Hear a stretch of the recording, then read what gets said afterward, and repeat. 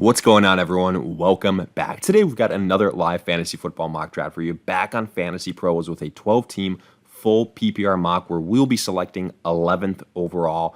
Our roster, 1 quarterback, 2 running backs, 2 wide receivers, a tight end, a flex, and then 5 bench spots. But that's pretty much it. So let's kick this thing off. And while we wait for it to load, a quick reminder, if you enjoy, hit that like button, subscribe, give us a follow on Twitter at AllDayPigskin to continue interacting with us there. Let us hear in the comments section. Do you agree, disagree, along with any other questions you guys might have? We'll do our best to answer them all. But with that being said, let's get right into it. And let's quickly check out the draft board, call out any crazy picks or anything like that, and give our thoughts on what's happened so far. So first we see Christian McCaffrey, then that slew of wide receivers that includes CD, Tyreek, Jamar Chase, Amon-Ra St. Brown, and then Justin Jefferson, the last of the bunch. Kind of makes sense. We all know Jefferson is crazy talented, but when you take away Kirk Cousins, it's a different situation. Then the top 2 running backs in Breece Hall and Bijan Robinson. And then this is where I think it's a little bit backwards, actually a lot backwards. Puka Nacua, Marvin Harrison Jr. Like the Puka Nacua pick, I understand, but Marvin Harrison has no business being in the first round, in my opinion. I also think you can make the case that A.J. Brown and Garrett Wilson should be drafted ahead of both of those names. And now here we have a choice. We can go and do one of 2 things. If we really want to be bold, we can select a running back and then another running back because, we almost have back-to-back picks. We're picking 11th overall, so only 2 picks here in between our next selection. But honestly, I think we're in a really good spot. And this is, in all honesty, one of my favorite positions to draft out of this year because it really lets me have my choice of 2 top-tier talents in the first 2 rounds as opposed to a lot of other, draft spots. So here, I think what I'm leaning towards doing is kind of starting out balanced. So my first pick is going to be Garrett Wilson. You guys know I prefer him over A.J. Brown. And then we'll see whether we are able to land one of these top running backs afterwards. So what ends up happening is that A.J. Brown is selected. Then it is Jahmyr Gibbs. That's fine. I like Jahmyr Gibbs. I think he is a very talented PPR weapon. But I also realize that David Montgomery is there, and David Montgomery is going to take away opportunities. So, I can look elsewhere for the running back position. I'm looking at Jonathan Taylor. I'm looking at Saquon Barkley. And those are the top 2 names for me. I think that, whichever one you go with, they are very viable options. I currently have Saquon Barkley slightly higher than Jonathan Taylor, but it's really close. If you want to go with JT above Barkley, then I have no issues with it. Honestly, if you want to go Jahmyr Gibbs ahead of both of them, then I have no issues with it. I think that they're all in a very, kind of understandable range of outcomes that can be relatively similar. But let's take a look at now what we are left to work with because this is where it gets really, really interesting, right? The first 2 rounds, cake, but the rounds afterwards is where our team will be made. Because after the Saquon Barkley selection, you see Devontae Adams, Jonathan Taylor. I think Devontae Adams, he's a guy that I just so risky for me in the second round this early. Drake London, I love at the 205. Pairing him up immediately with Bijan Robinson does make me a little bit nervous. Travis Etienne, then Chris Olave, a run on a wide receiver, Sarah Olave, Ayuk, Nico Collins, Michael Pittman, Jalen Waddle. So, FantasyPros has these guys ranked relatively higher than some other platforms. Like Yahoo, Drake London isn't ranked that high. ESPN, Pittman, Waddle, Nico Collins, not ranked that high. Josh Allen, the first quarterback off at 212. Then you see Mike Evans, Laporta, Rashad White, Devon Achane. Would have loved if Rashad White fell to us, but wasn't meant to be. Cooper Kupp. So Cooper Kupp goes earlier than what I've grown accustomed to seeing. Jalen Hurts, DJ Moore, Malik Neighbors. Kyren Williams drops to the almost end of the 3rd round. Tremendous value. Typically, he's, I would say, a early to mid second round selection. So again, there's different consensus rankings across all of these platforms. Travis Kelce and then the pick right before us. So now looking at our cheat sheet, I'm looking at the wide receiver names. I don't love any of these guys here in particular, honestly. I don't. I'm looking at the running backs, and Isaiah Pacheco is a guy that kind of stands out. I think he's in a good situation with that Kansas City offense. High scoring offense. He should have a lot of scoring opportunities. So I think the situation there is a very friendly one for him.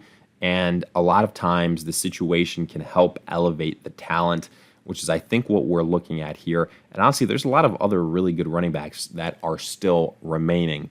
So here I'm going to forego Debo. I'm going to forego DK Metcalf, these other wide receivers.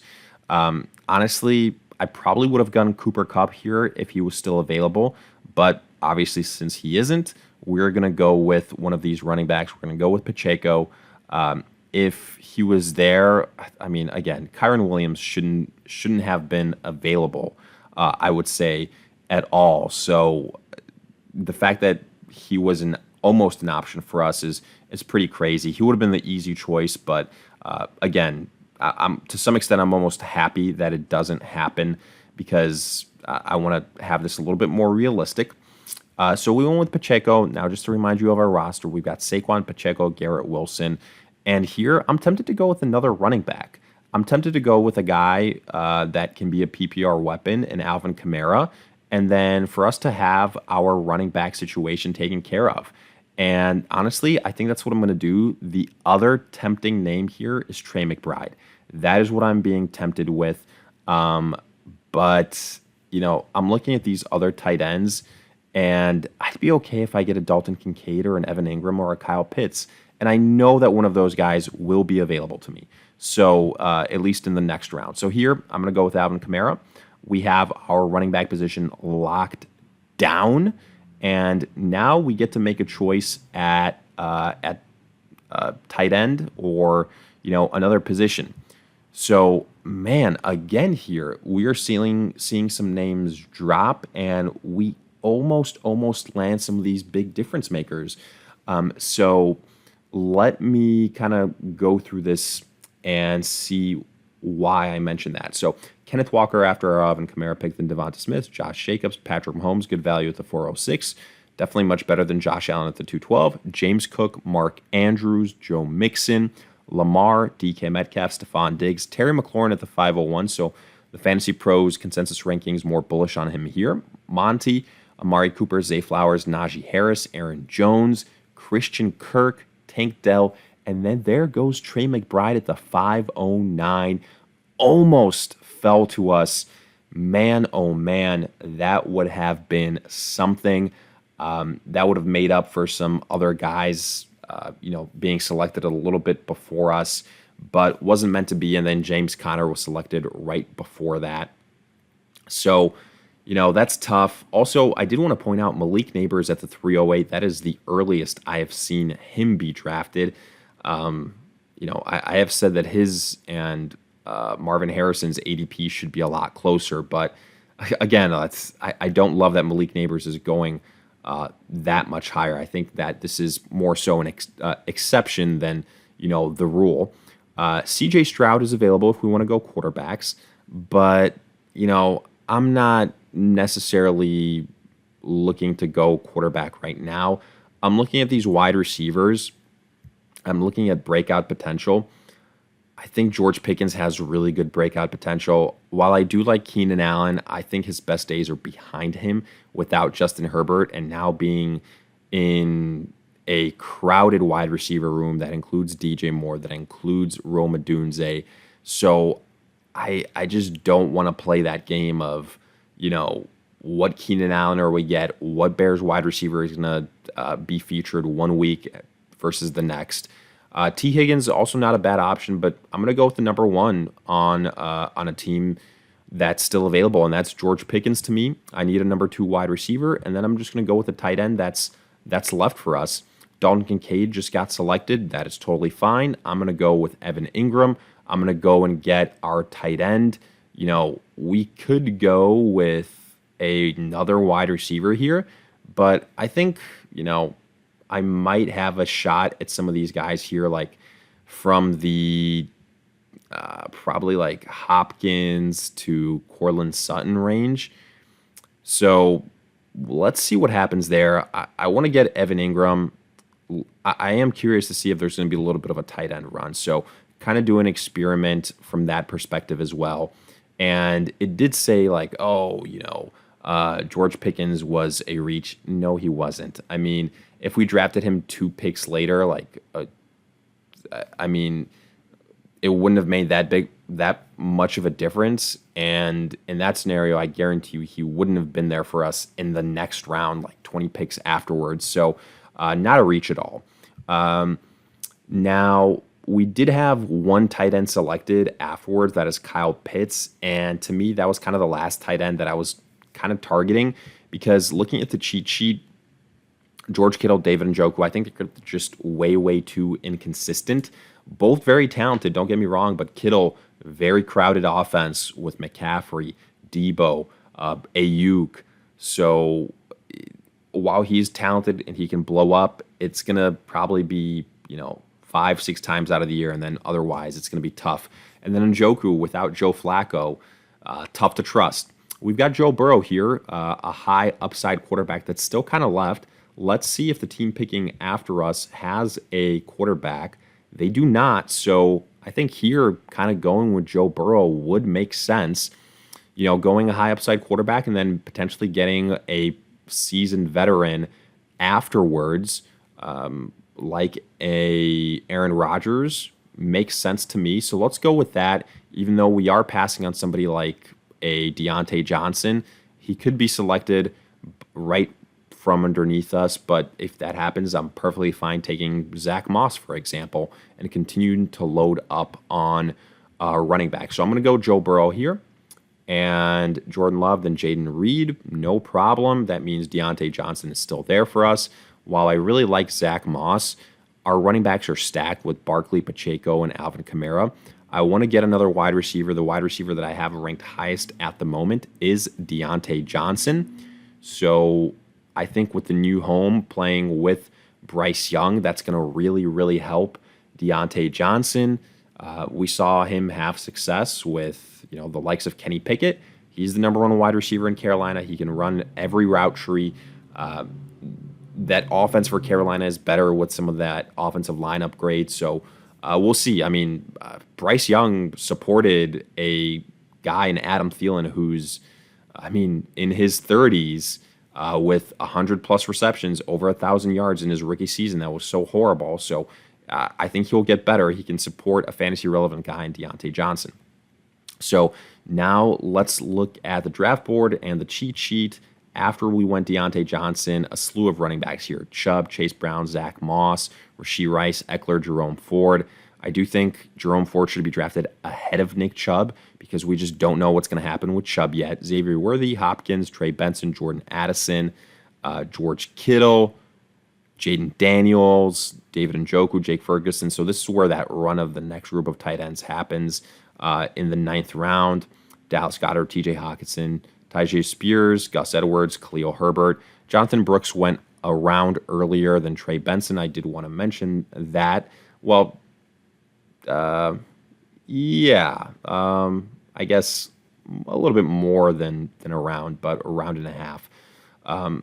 So first rookie rusher there. So now looking back at our cheat sheet, names that are still left.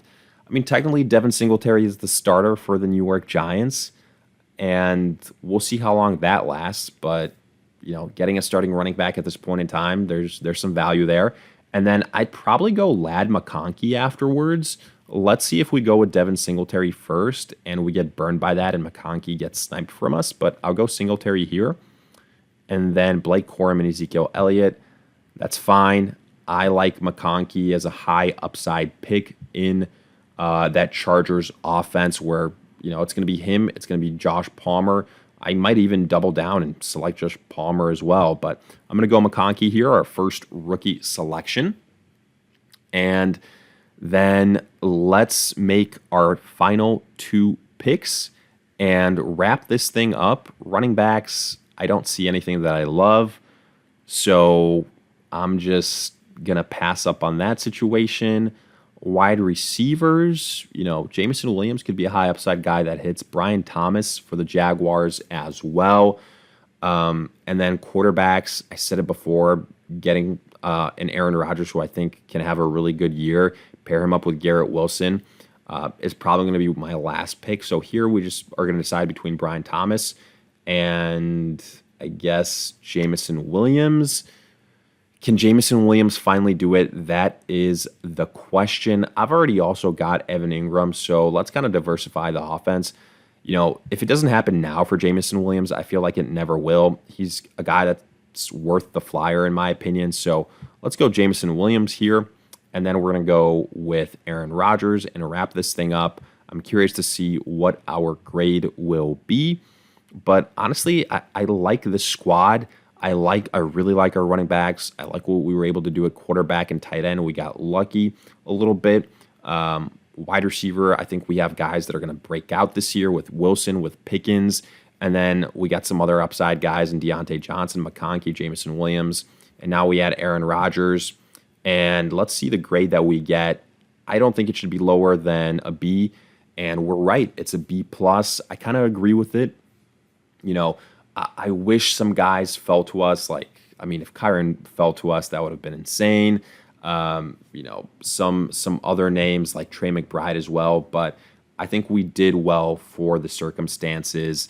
Let me know your thoughts in the comment section. If you agree, disagree. If you enjoyed, hit that like button, subscribe. Give us a follow on Twitter at AllDayPigskin to continue interacting with us there. Let us hear in the comments section. Again, if you have any questions, we'll do our best to answer them. But in the meantime, we'll see you guys in future videos.